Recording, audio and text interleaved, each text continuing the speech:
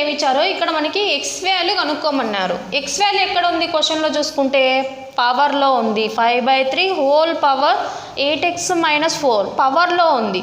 So పవర్లో ఉండే వాల్యూని మనం ఫైండ్ అవుట్ చేయాలి అంటే బేస్లు సేమ్ చేసుకోవాలి. బేస్ అంటే కింద ఉండే వాల్యూ సేమ్ చేసుకోవాలి.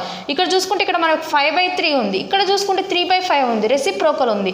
ఇలాంటి కండిషన్లో మనం ఎలా చేయాలి అంటే 5/3 హోల్ పవర్ -5. సో దీన్ని కూడా రెసిప్రోకల్ చేసేయండి. రెసిప్రోకల్ చేసినప్పుడు సో ఇక్కడ 3/5 ఉండేది 5/3 చేసినప్పుడు పవర్లో మైనస్ వస్తుంది. ఓకేనా?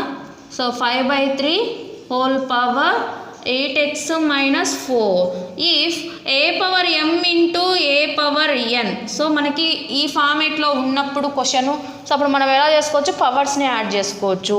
అంటే 5/3 హోల్ పవర్ -5 -11 -5 ప్లస్ ఆఫ్ -11 అంటే -16. It is equals to 5/3 whole power 8x - 4. LHS RHS రెండింటిని అబ్జర్వ్ చేసినట్టయితే రెండిట్లో బేస్ సేమ్గా ఉంది. అంటే ఇక్కడ 5/3 ఉంది, ఇక్కడ 5/3 ఉంది.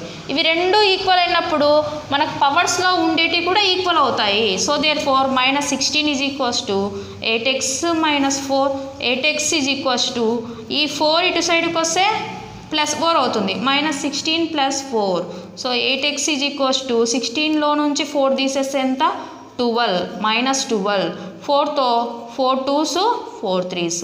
x ఈజ్ ఈక్వల్స్ టు -3/2 అనేది ఆన్సర్ అవుతుంది. Thank you.